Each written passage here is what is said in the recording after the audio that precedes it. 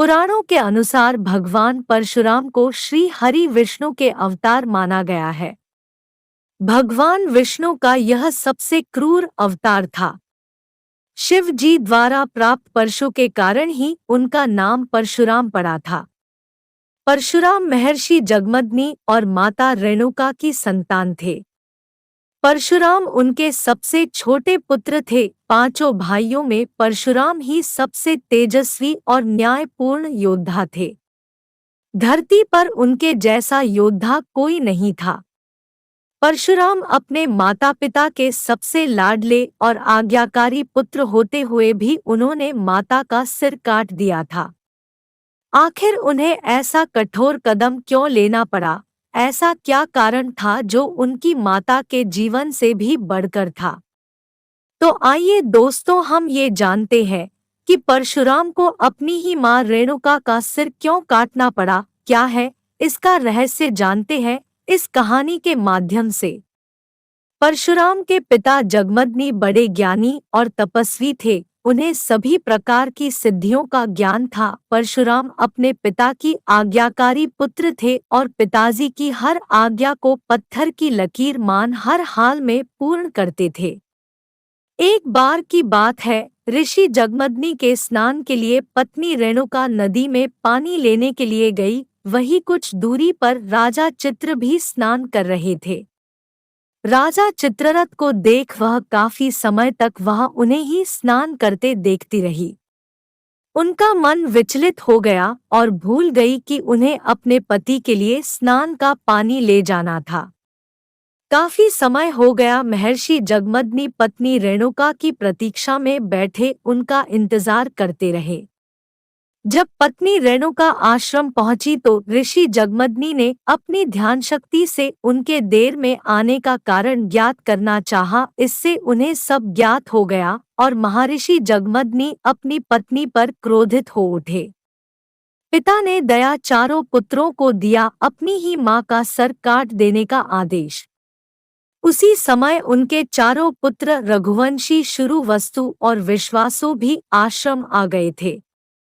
महर्षि जगमदनि ने अपने चारों पुत्रों को बारी बारी से अपनी मां का वध करने को कहा, पर किसी ने भी मां की मोहवश ऐसा करने का हिम्मत नहीं जुटा पाए। किसी ने भी पिता की आज्ञा को नहीं माना और सभी पीछे हट गए, क्योंकि हिंदू धर्म ग्रंथों के अनुसार किसी भी स्त्री की हत्या को बहुत बड़ा पाप माना गया है। और यहाँ अपनी ही मां का वध करने की बात थी, लेकिन पिता आज्ञा का विरोध करना भी एक बड़ा अपराध है। चारों पुत्र समझ नहीं पा रहे थे क्या करना उचित होगा। जब ऋषि के चारों पुत्रों ने उनकी आज्ञा को नहीं माना तो अपने चारों पुत्रों को चेतना, बुद्धि और विचार नष्ट होने का शाप दे दी। वही थोड़ी देर में परशुराम भी आश्रम आ गए। परशुराम को देख महर्षि जगमदनि ने उन्हें अपनी मां की ओर इशारा करते हुए कहा कि अपने मां का सिर धड़ से अलग कर दो, यह मेरा आज्ञा है। यह सुन परशुराम आश्चर्यचकित हुए, लेकिन पिता की आज्ञा का उल्लंघन भी नहीं कर सकते थे। अपनी पिता की आज्ञा पाकर उन्होंने अपनी माता का सिर धड़ से अलग कर डाला। यह देख ऋषि जगमदनि काफी प्रसन्न हुए और परशुराम से वर मांगने के लिए कहा। परशुराम जानते थे कि उनके पिता बहुत बड़े ज्ञानी हैं और सभी प्रकार की सिद्धियां प्राप्त है। उन्हें अपने पिता की बातों अवगत था कि वह अपने पिता के आदेश मानेंगे तो उनके पिताजी उन्हें मुँह मांगा वरदान देंगे।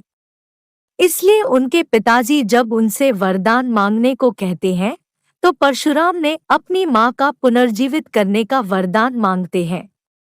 इससे उनके पिता ने उनकी इच्छा मान माता रेणुका को जीवित कर दिया। इस तरह परशुराम ने अपने पिता की आज्ञा भी मानी और अपनी माता को जीवित भी करा लिया। परंतु माता तो पुण्य जीवित हो गई, पर उन पर अपनी मां हत्या का पाप चढ़ गया।